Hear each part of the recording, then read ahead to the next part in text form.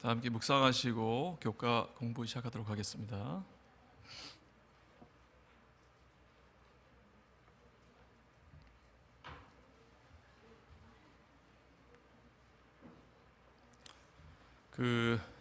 저희가 계속 배우고 있는 주제가 그리스도 안에서 자라남이라는 주제로 배우고 있는데, 회개와 용서 되게 좀 무거운 주제라고 저는 이제 생각하고 공부를 시작했는데, 공부를 하면 할수록 가벼워짐을 느꼈습니다.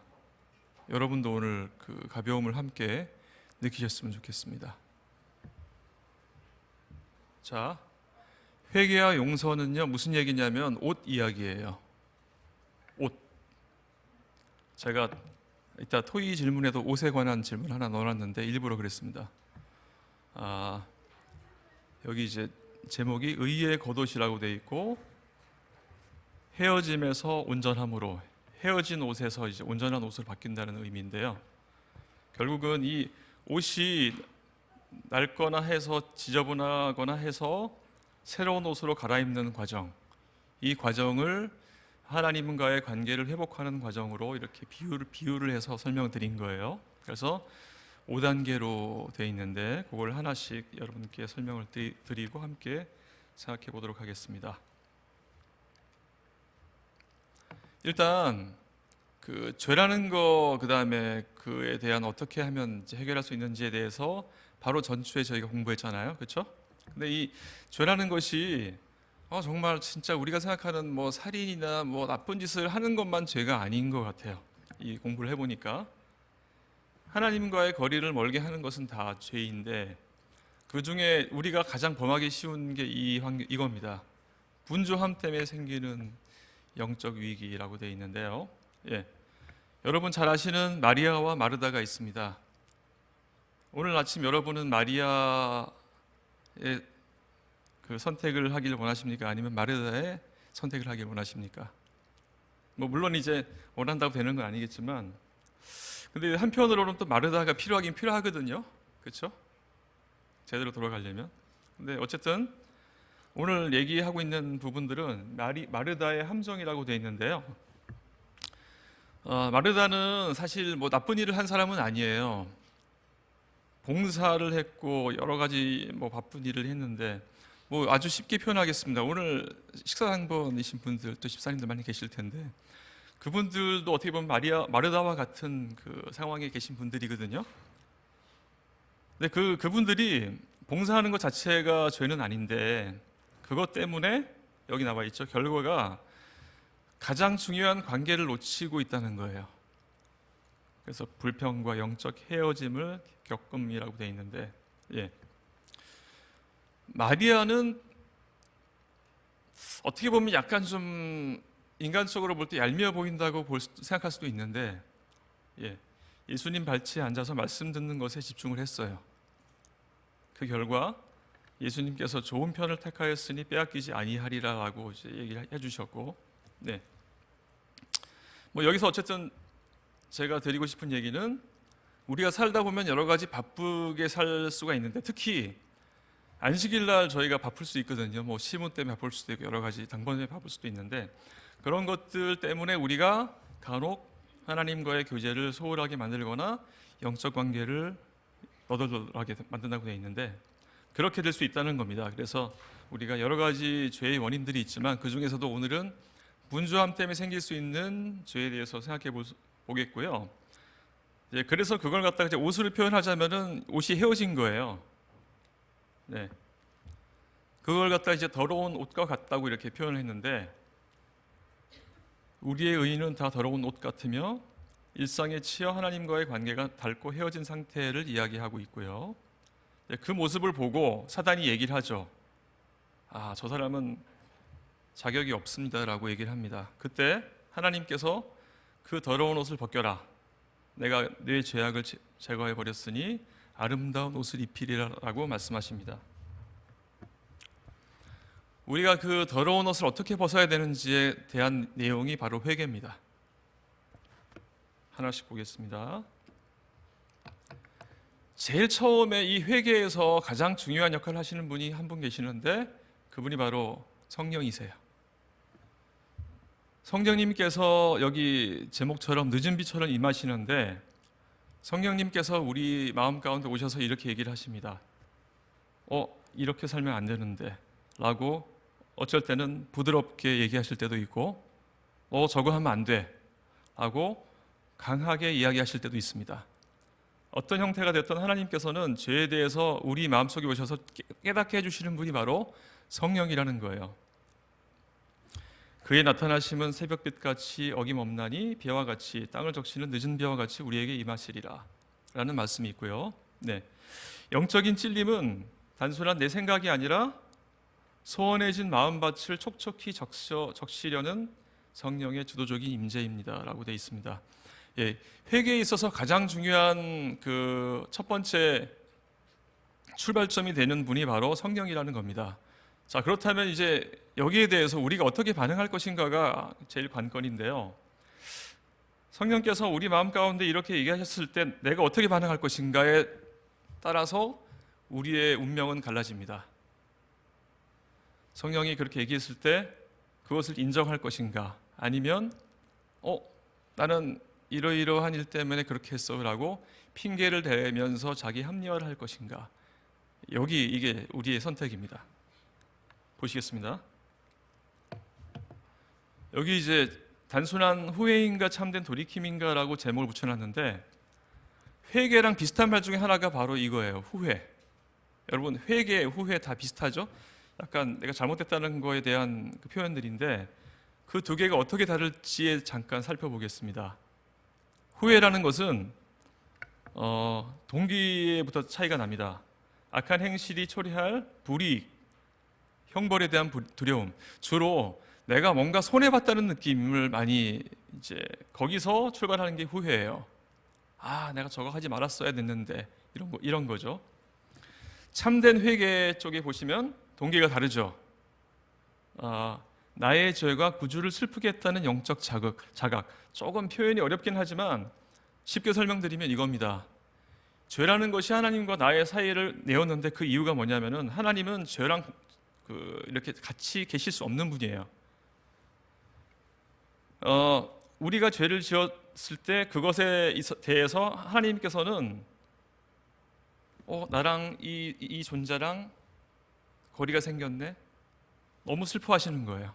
우리가 그 마음을 이해하는 것에서부터 우리 회개는 출발합니다. 나의 죄가 구주를 슬프게 했다는 그 생각이 제가 볼 때는 오늘 모든 공부 내용 중에 가장 중요한 부분은 전 이거라고 생각합니다. 제가 교과책에 보시면요, 이거랑 비슷한 표현이 수요일인가 목요일 소지에 나와 있거든요. 개인적으로 한번 읽어보셨으면 좋겠습니다. 그렇다면 그 마음의 상태는 어떤가 한번 보겠습니다. 후회에 대한 마음의 상태는 상황에 대한 짜증, 그리고 자기 연민, 합리화, 쉽게 얘기하면 이런 거죠. 난 그럴 수밖에 없었어. 이런 표현들. 우리가 주로 많이 범하게 되는 부분들인데, 참된 회개는 어떤 것인가?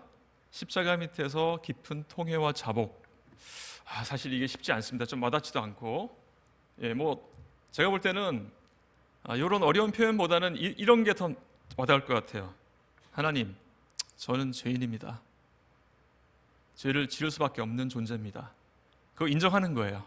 하나님께서, 성령께서 너 이렇게 지적했을 때 거기에 대해서 핑계를 대는 게 아니라 맞습니다. 하나님 말씀 맞고요. 성령님 말씀하신 게 맞습니다. 저는 죄를 지을 수밖에 없는 존재고 이걸 제 스스로 힘으로 이길 수 없습니다 라고 인정하는 거, 그게 회개의 출발입니다. 그리고 그 행동의 결과, 후회는 그냥 감정적인 소모로 끝나게 돼요. 하지만 참된 회개 같은 경우는 죄를 떠나는 간절한 결심과 품성의 개혁이라고 되어 있는데 이거를요 제가 하는 게 아니에요. 아까처럼 우리가 하나님께 소위 말해서 자백을 했을 때 하나님께서는 성령을 통해서 우리를 죄에서부터 떠나게 해주시는 게 우리가 아니라 하나님이십니다. 그래서 우리가 해야 될 일은 자백, 인정, 거기까지만 하면 되는 거예요. 그 다음 부분, 하나님, 저는 할 수 없어요. 저 회개할 수 없습니다. 하지만 하나님께 잘못을 고백하니까 앞으로 회개 부분 하나님 해주세요. 하나님의 능력으로 해주실 줄 믿습니다 라고 하면 하나님께서 해주시는 게 바로 회개입니다. 우리가 하는 게 아니에요. 네. 여기 밑에 나와 있죠? 주체가 후회는 사람이지만 회개는 성령입니다. 예, 그렇기 때문에 우리가 해야 될 것은 성령께서 음성을 들려주셨을 때 거기에 대해서 인정하고, 내가 핑계를 댈 것이 아니라 인정을 하고 내 잘못입니다라고 인정하는 거, 그리고 제가 못하니까 하나님 오셔서 저를 바꿔주세요라고 주님께 맡기는 거. 여기 전적인 순종이라고 되어 있잖아요. 성령의 역사에 대한 전적인 순종이 바로 그 과정인 것 같아요. 예, 그래서 후회와 참된 회개의 차이점은 바로 이런 것이 있다는 것을 한번 여러분 함께 생각해 봤으면 좋겠고요. 요거를 이제 과정으로 교과서에 보면 나와 있어요. 1단계, 2단계 나와 있는데 그 단계를 잠깐 보도록 하겠습니다. 참된 회개를 완성하는 두 단계의 프로세스가 있는데 1단계, 2단계. 아까 제가 설명드린 부분이 1단계 부분이에요. 십자가 밑에서의 통회라고 되어 있는데 변명 없이 요한일서 1장 9절 말씀 나와 있듯이 하나님의 은혜 앞에 부족함을 자백하는 거, 고백하는 거. 그러니까 우리가 인정하는 거가 가장 중요한 것 같습니다. 우리는 아무것도 못한다는 걸 인정하는 거. 그렇게 하면은 그 다음부터는 하나님이 알아서 해주십니다. 그게 바로 2단계인데요. 그 2단계는 뭐냐면은 죄에서 떠나는 개혁, 삶을 돌이키기로 결심하고 그것이 새로운 거룩한 습관이 되기까지 행동으로 제어하는 것. 마치 이 글을 읽어보면 내가 하는 것처럼 보이지만 그게 아니죠. 하나님께서 해주시는 겁니다. 그래서 개혁이 따르지 않는 회개는 참된 회개가 아니다. 참된 회개는 품성을 변화시키고 행동을 제어하는 생명의 원리이다라고 시대소망 가운데 나와 있습니다. 네, 여러분 오늘 그것만 기억하세요. 성령의 음성이 들려왔을 때 그 음성에 대해서 나 어떻게 반응할 것인가? 그것을 인정하고 자백할 것인가? 아니면 핑계를 대고 내가 뭔가 해보려고 할 것인가? 이 둘 가운데 저희의 참된 회개가 아니냐 맞냐 갈려집니다. 지금까지 과정이 바로 우리가 그 옛날 헤어진 옷을 벗는 과정이라고 보시면 되겠습니다. 자, 그 다음 단계는 우리가 더러운 옷을 벗었으면 어떻게 됩니까? 새로운 옷을 입어야겠죠? 예. 그 단계가 쭉 나와 있는데 그거를 얘기하기에 전에 앞서서 이제 은혜에 관한 부분이 교과에 나와 있어요. 제일 밑에 보시면 죄가 더한 곳에 은혜가 넘쳤나니 은혜도 또한 의로 말미암아 왕노릇하며 이렇게 돼 있고, 근데 하나님이 우리한테 요구하시는 것이 어떤 괴로운 고행, 너네 이렇게 잘못했으니까 이렇게 뭐 좀 어려운 일을 해서 나한테 갚어, 이게 아니란 얘기예요. 온전히 자복하는 자를 조건 없이 품어주십니다. 우리가 할 것은 뭐다? 자복. 요것만 하면 됩니다. 네. 그래서 이제 새로운 옷을 입어야 되는데 우리가 생각할 수 있는 옷은 두 가지입니다. 인간의 노력이라는 그 무화과 나무의 잎이 하나 있고요. 하나님께서 주시는 옷이죠. 가죽 옷이 있습니다. 인간의 노력이라는 무화과 나무의 잎은 스스로 스스로 뭔가를 해보려는 거예요. 근데 이것의 특징은 햇볕이 내리쬐면 금방 날라 부서지듯이 한계가 드러나는 거죠. 율법주의적 행동, 뭔가 우리가 스스로 해보려는 것, 그게 바로 이것이고요. 하나님께서 주시는 가죽 옷은 하나님이 친히 지어 입히신 옷인데 짐승의 희생, 이건 이제 예수님의 십자가의 대속을 상징하죠. 영원히 수치를 덮어주는 그리스도의 의를 상징합니다. 우리가 어떤 옷을 입어야 될지는 답이 나와 있죠. 예. 그래서 우리가 하나님께서 주시는 옷을 입어야 되는데 여기 이제 혼인잔치 비유가 나옵니다. 마지막 목요일 소지에 옛날에 이 잔치가 있으면 그 앞에 옷이 준비되어 있다고 합니다. 결국은 예수님께서 주시는 옷을 입으란 얘기인데요. 그 옷이 어떤 옷이냐면은 어린 양이 피로 씻어 희게 된 세마포 옷. 네, 이거 성경책에 보면 이제 여러 가지 이 표현들이 많이 나와 있는데 쉽게 말하면 이건 완벽한 품성을 얘기하는 거예요. 옳은 행실이라고 되어 있는데 완벽한 품성은 여러분 다 아시잖아요. 스스로 뭔가 해서 이룰 수가 없는 거예요, 결코. 하지만 하나님께서 주시는 걸 갖다가 우리가 수용할 때는 충분히 누구나 입을 수 있는 옷입니다. 저는요 오늘 교과를 공부하면서 그 생각을 했습니다. 신앙이라는 것은 믿음도 마찬가지고 회개도 마찬가지고 딱 이렇게 표현하고 싶어요.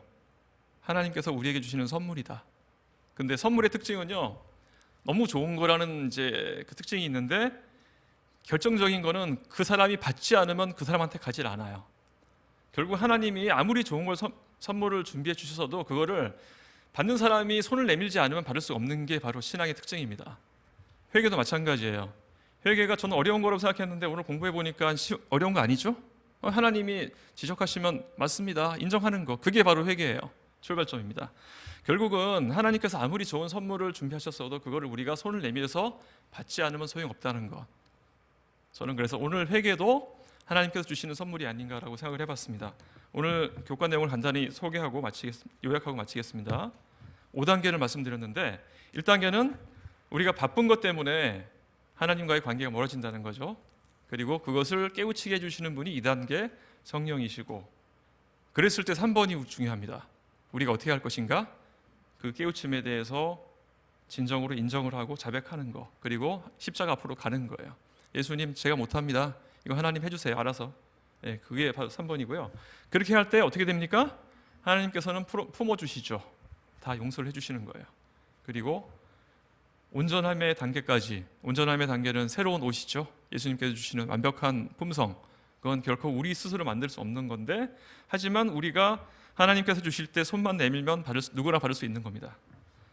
자, 오늘 이 5가지를 배웠는데요. 질문을 제가 3개를 만들어 봤습니다. 오늘 계속 옷에 대한 말씀을 드렸기 때문에 시간은 많지 않지만 간단하게 안식일 복장, 나의 컨셉이 어떤 건지 한번 나눠보시고요. 2번, 회개가 먼저인가 용서가 먼저인가? 제 얘기를 들으신 분들은 이거 다 금방 나오죠? 예. 다시 화면 좀 틀어주세요.